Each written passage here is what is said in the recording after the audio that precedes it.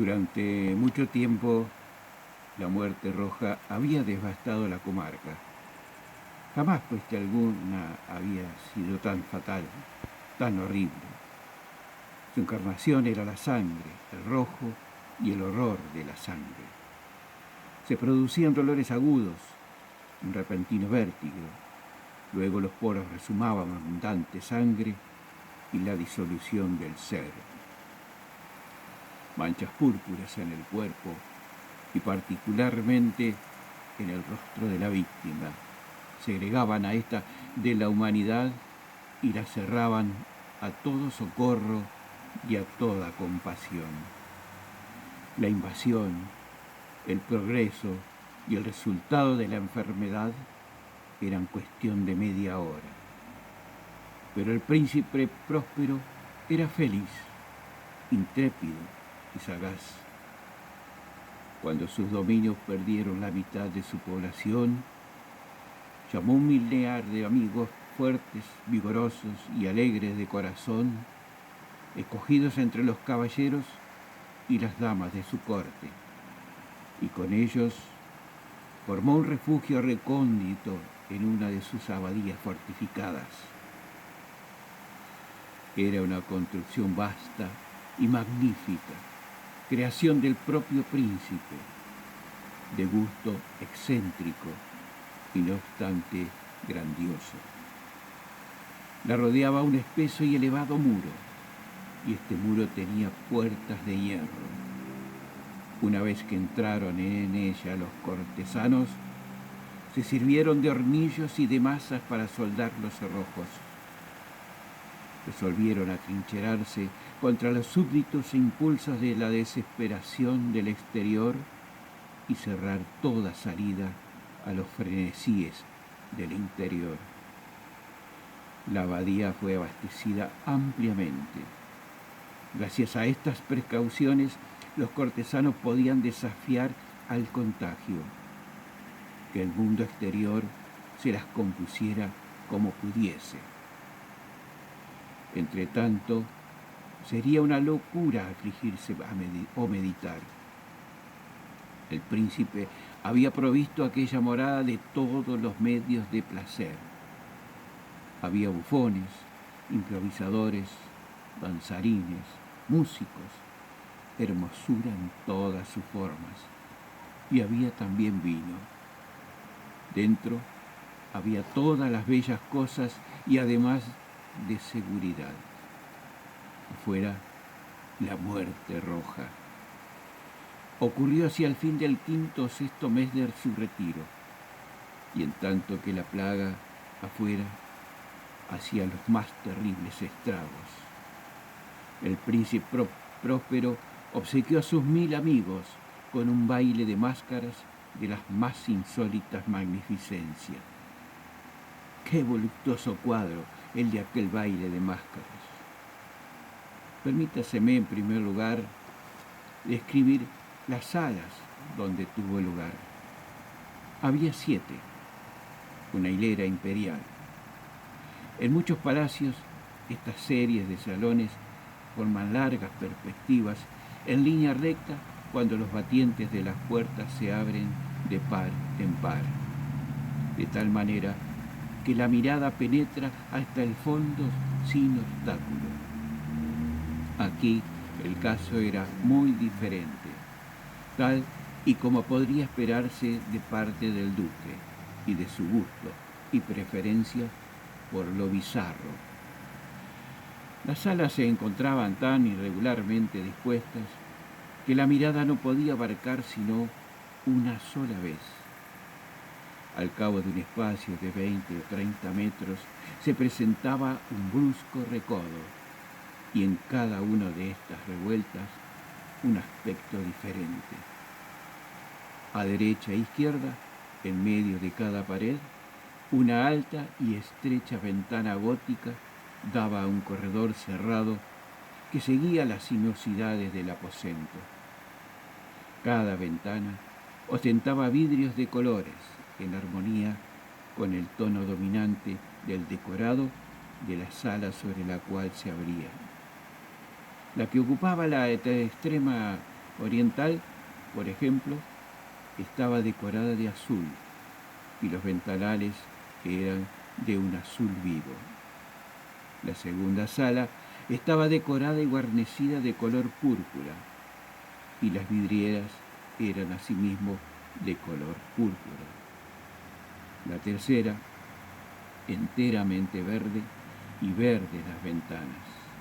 La cuarta, anaranjada, estaba iluminada por una ventana del mismo color.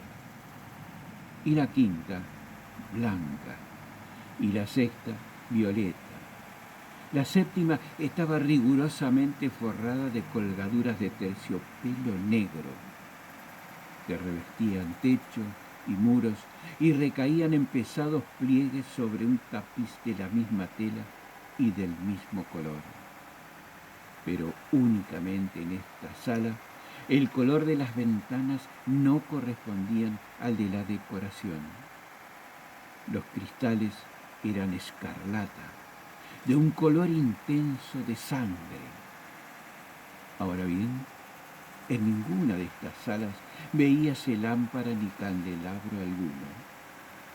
Entre los adornos de oro esparcidos con profusión y suspendidos de los techos. Ni lámparas, ni velas, ninguna luz de esta clase era la larga serie de salas. Pero en los corredores que las rodeaban y exactamente enfrente de cada ventanal, se levantaba un enorme trípode con un ígneo brasero que proyectaba sus rasgos a través de los cristales de color e iluminaba la sala de manera deslumbrante. Producíanse así una multitud de aspectos cambiantes y fantásticos, pero la sala poniente, en la cámara negra, la claridad del brasero que se reflejaba sobre las negras colgaduras a través de los cristales sangrientos, era terriblemente siniestra y les daba a las fisonomías de los imprudentes que allí entraban un aspecto de tal modo extraño que muy pocos bailarines se sentían con el valor suficiente para entrar en aquel mágico recinto. También en esta sala erguíase apoyado contra el muro del oeste un gigantesco reloj de ébano. Su péndulo se balanceaba con un tic-tac sordo, pesado, monótono, y cuando la aguja de los minutos había recorrido el cuadrante y la hora iba a sonar, salía de los pulmones de bronce de la máquina un sonido claro, estrepitoso, profundo y excesivamente musical, pero de un timbre tan particular y de una energía tal que de hora en hora los músicos de la orquesta se veían obligados a interrumpir durante un instante sus acordes para escuchar la música de las horas. Y las parejas que bailaban cesaban por fuerza sus evoluciones. Una perturbación momentánea recorría toda aquella alegre multitud y mientras sonaban las campanas podía notarse que empalidecían hasta los más vehementes y los más sensatos y de más de edad se pasaban la mano por la frente como si se hundieran en meditaciones o en sueños febriles. Pero apenas desaparecían del todo aquellos ecos, circulaba por toda la asamblea una leve alegría. Los músicos se miraban los unos a los otros, sonreíanse de sus nervios y de su locura, y se juraban por lo bajo entre ellos que la próxima vez que sonaran las campanadas no sentirían la misma impresión. Y luego, cuando después de la huida de los 60 minutos que comprendían los 3.600 segundos de la hora pasada, se escuchaban de nuevo las campanadas del fatal reloj. Se producía la misma turbación, el mismo escalofrío y las mismas ensoñaciones febriles. Pero a despecho de todo esto, la orgía continuaba alegre y magnífica. El gusto del duque era muy especial. Tenía un ojo certero en lo tocante a los colores y sus efectos. Desdeñaba los gustos de la moda. Sus planos eran temerarios y salvajes y sus concepciones brillaban con un esplendor bárbaro.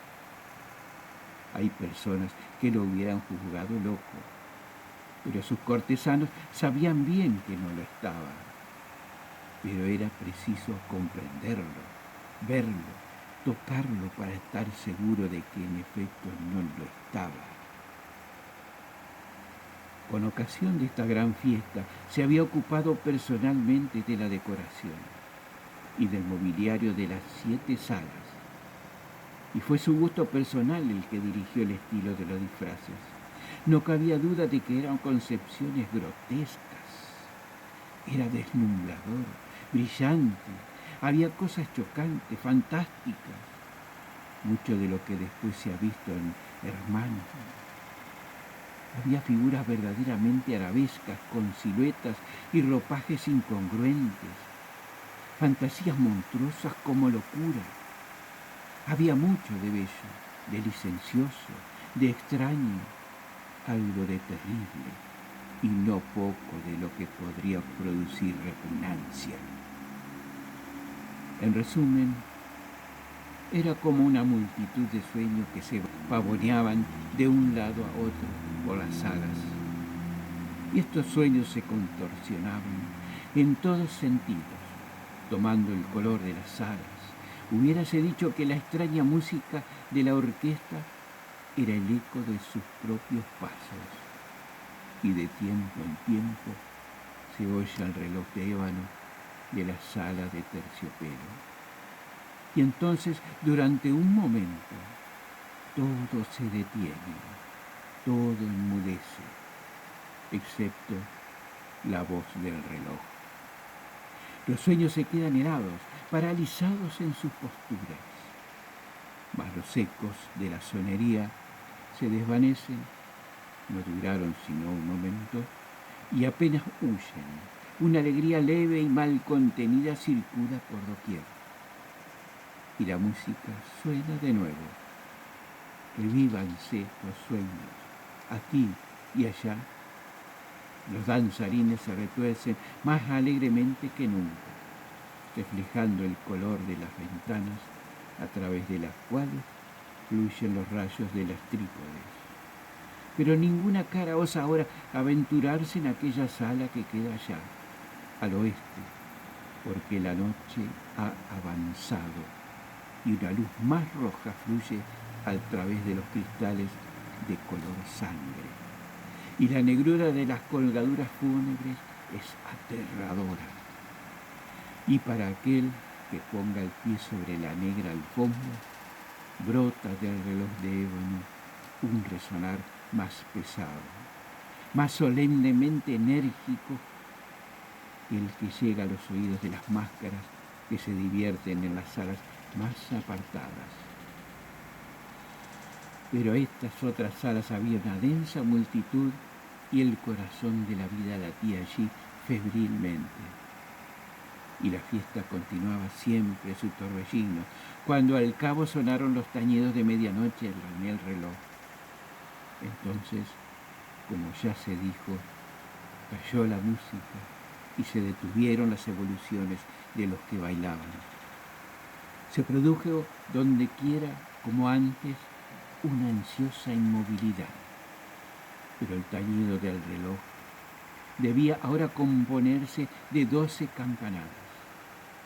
Por eso fue tal vez que, teniendo más tiempo, se insinuó una mayor cantidad de pensamientos en las meditaciones de los pensativos, que se hallaban entre los que se divertían. Y quizás por eso mismo, muchas personas que entre la multitud, antes de que se ahogaran en el silencio los últimos ecos de la última campanada, tuvieron tiempo de notar la presencia de una máscara que hasta ese momento no había llamado la atención de nadie. Y habiendo corrido en un susurro la noticia de aquella intrusión, se suscitó entre la concurrencia un cuchicheo, un murmullo significativo de asombro y desaprobación, y luego, por último, de terror, de horror y de repugnancia. En una reunión de fantasmas como la que he descrito, era preciso sin duda una aparición del todo extraordinaria para causar tal sensación. La licencia carnavalesca de aquella noche era, a la verdad, casi ilimitada, pero el personaje en cuestión había sobrepasado la extravagancia de un Herodes y franqueado los límites, muy amplios no obstante, del decoro impuesto por el príncipe. Hay en los corazones más temerarios cuerdas que no se dejan tocar sin emoción, incluso entre los depravados, entre aquellos para quienes la vida y la muerte son igualmente un juego. Hay cosas con las que no se puede jugar. Toda la concurrencia pareció entonces sentir profundamente el mal gusto y la inconveniencia de conducta y de vestido de aquel extraño. El personaje era alto y delgado y estaba envuelto en un sudario de la cabeza a los pies. La máscara que ocultaba su rostro representaba tan bien el semblante de un cadáver rígido que el análisis más minucioso difícilmente hubiera descubierto el artificio. No obstante, todos aquellos locos alegres hubieran podido soportar, si no aprobar, aquella burda broma. Pero la máscara había llegado hasta adoptar el tipo de la muerte roja. Sus vestiduras estaban manchadas de sangre y su amplia frente, lo mismo que los rasgos de su rostro, estaban salpicados del horror escarlata. Cuando los ojos del príncipe Próspero cayeron sobre esta figura espectral, la que con movimientos lentos, solemnes, enfáticos, como para mejor representar su papel, se paseaba por aquí y por allá entre los que bailaban, se le vio en primer lugar conmoverse por un violento estremecimiento de terror y de asco. Pero un segundo después, su frente enrojeció de ira. ¿Quién se atreve?, preguntó con voz ronca a los cortesanos que se hallaban junto a él. ¿Quién se atreve a insultarnos con esta ironía blasfemia? Apoderaos de él y desenmascaradle, que sepamos quién hemos de ahorcar en nuestras almenas al salir el sol. Era en la sala del este, o sala azul, donde se encontraba el príncipe Próspero cuando pronunció estas palabras. Resonaron fuerte y claramente a través de los 7 salones, porque el príncipe era un hombre imperioso y robusto, y la música había enmudecido a una señal de su mano. Era en la sala azul donde estaba el príncipe, con un grupo de pálidos cortesanos a sus lados. Primero, mientras él hablaba, hubo entre el grupo un leve movimiento de avance en dirección del intruso, quien durante un momento estuvo casi al alcance de sus manos y que ahora, con paso deliberado y majestuoso, se acercaba más y más al príncipe. Pero por cierto terror indefinible que la audacia insensata de la máscara había inspirado a todos allí reunidos, no hubo nadie que pusiera la mano en ella, aun cuando, sin encontrar ningún obstáculo, pasó 2 pasos de la persona del príncipe. Y en tanto, en la inmensa asamblea, como si obedeciera a un solo movimiento, retrocedía del centro de la sala a las paredes. La máscara continuó su camino sin interrupción, con aquel mismo paso solemne y mesurado que lo había singularizado desde el principio. De la sala azul a la sala púrpura, de la sala púrpura a la sala verde, de la verde a la anaranjada, de esta a la blanca y de la blanca a la violeta, antes de que nadie hiciera un movimiento defensivo para defenderlo.